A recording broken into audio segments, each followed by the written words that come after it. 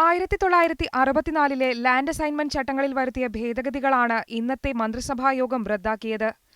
ഇതോടെ പട്ടയം നൽകാവുന്ന പരമാവധി ഭൂമിയുടെ വിസ്തൃതി ഒരേക്കറിൽ നിന്ന് 4 ഏക്കറായി ഉയർത്തി.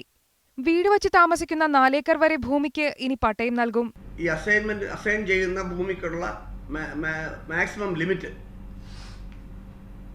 അത് 64 മുമ്പുണ്ടായിരുന്ന പോലെ പുനഃസ്ഥാപിച്ചു എന്ന് പറഞ്ഞാൽ 4 ഏക്കർ വരെ കൊടുക്കാൻ ഇപ്പോൾ കഴിയും. പട്ടയഭൂമി വിൽപ്പനയ്ക്ക് ഏർപ്പെടുത്തിയ നിയന്ത്രണവും എടുത്തുകളഞ്ഞു.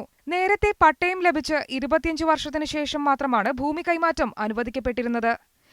ഇനി വിതരണം ചെയ്യുന്ന ഭൂമിക്ക് വിൽപ്പനാവകാശമുണ്ടായിരിക്കും.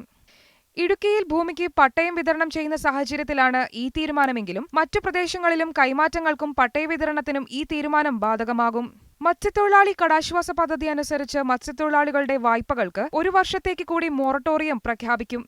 കെ. കരുണാകരൻ ഫൗണ്ടേഷന് തിരുവനന്തപുരം വഞ്ചിയൂരിൽ 37 സെന്റ് സ്ഥലം അനുവദിക്കാനും മന്ത്രിസഭ തീരുമാനിച്ചു. മീഡിയ 1 തിരുവനന്തപുരം.